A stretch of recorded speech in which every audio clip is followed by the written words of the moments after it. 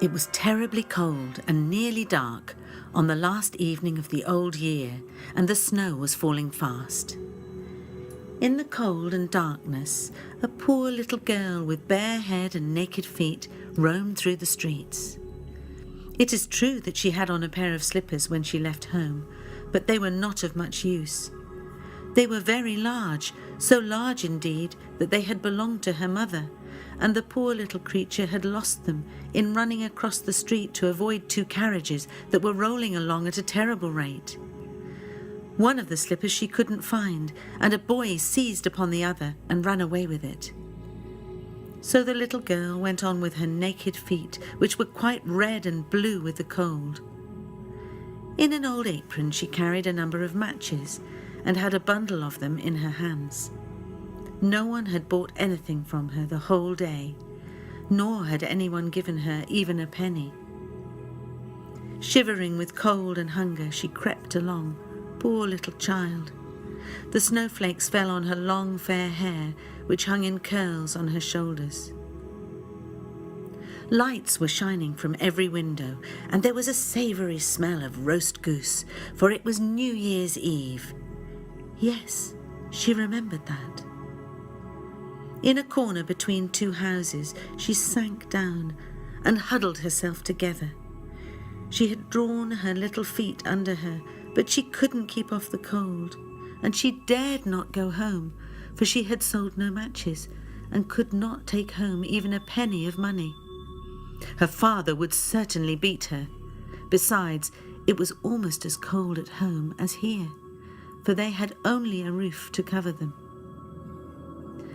Her little hands were almost frozen with the cold. Ah, perhaps burning a match might be of some good, if she could draw it from the bundle and strike it against the wall just to warm her fingers. She drew one out. Scratch! How it sputtered as it burned. It gave a warm, bright light, like a little candle, as she held her hand over it. It seemed to the little girl that she was sitting by a large iron stove with polished brass feet. How the fire burned!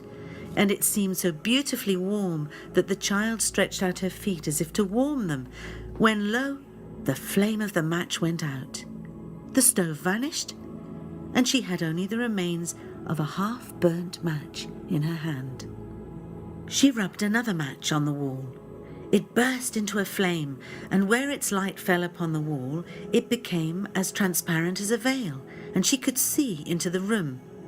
The table was covered with a snowy white tablecloth, on which stood a splendid dinner service and a steaming roast goose, stuffed with apples and dried plums. Then the match went out, and there remained nothing but the thick, damp, cold wall before her.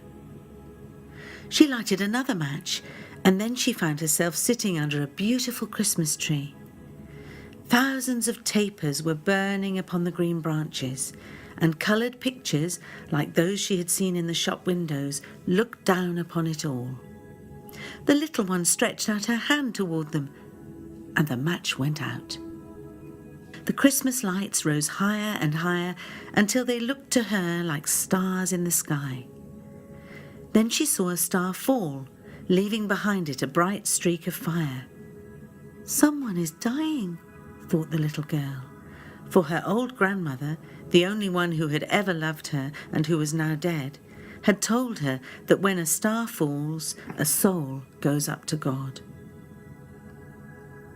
She again rubbed a match on the wall, and the light shone round her, and in the brightness stood her old grandmother, clear and shining.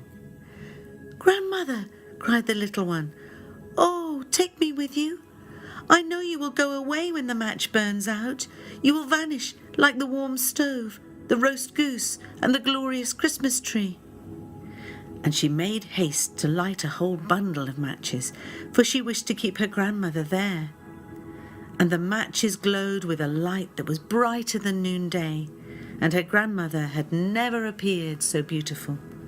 She took the little girl in her arms, and they both flew upwards in brightness and joy, far above the earth, where there was neither cold, nor hunger, nor pain, for they were with God.